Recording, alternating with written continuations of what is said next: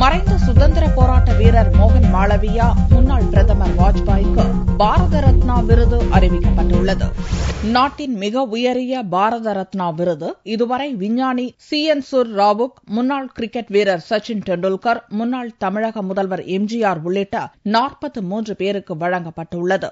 இந்த ஆண்டு பாரத ரத்னா விருதுக்குரிய பெயர்களை ஜனாதிபதி பிரணாப் முகர்ஜிக்கு பிரதமர் மோடி பரிந்துரைத்துள்ளார். இதன் அடிப்படையில் ஜனாதிபதி மாளிகை வெளியிட்டுள்ள செய்திக்குறிப்பில், மறைந்த சுதந்திர போராட்ட வீரர் மோகன் மாளவியா மற்றும் முன்னாள் பிரதமர் அடல் பிகாரி வாஜ்பாய் ஆகியோருக்கு பாரத் ரத்னா விருது வழங்கப்பட உள்ளதாக தெரிவிக்கப்பட்டுள்ளது. கல்வியாளரும் இந்திய விடுதலை போராட்டத்தில் முக்கிய பங்காற்றியவருமான மதன் மோகன் மாளவியா இந்து தேசியத்தை வளர்த்தெடுத்தவர் என்பதால் மகாமனா என்று அழைக்கப்பட்டவர். வாரணாசியில் அமைந்துள்ள பனாரஸ் இந்து பல்கலைக்கழகத்தை 1916 நிறுவியவர். சாரணர் இயக்கத்தை நிறுவியவர்களில் இவரும் ஒருவர். கடந்த 1924 ஆண்டு டிசம்பர் 25 பிறந்த வாஜ்பாய் கவிஞராக தனது வாழ்க்கையை துவக்கியவர். பத்திரிகையாளராக இருந்த அவர் அரசியலில் ஈடுபட்டு பிரதமரானார். கூட்டணி அரசியலின் குருவாக கருதப்படும் வாஜ்பாய் 24 அரசியல் கட்சிகளின் பேராதரவுடன் 5 ஆண்டுகள்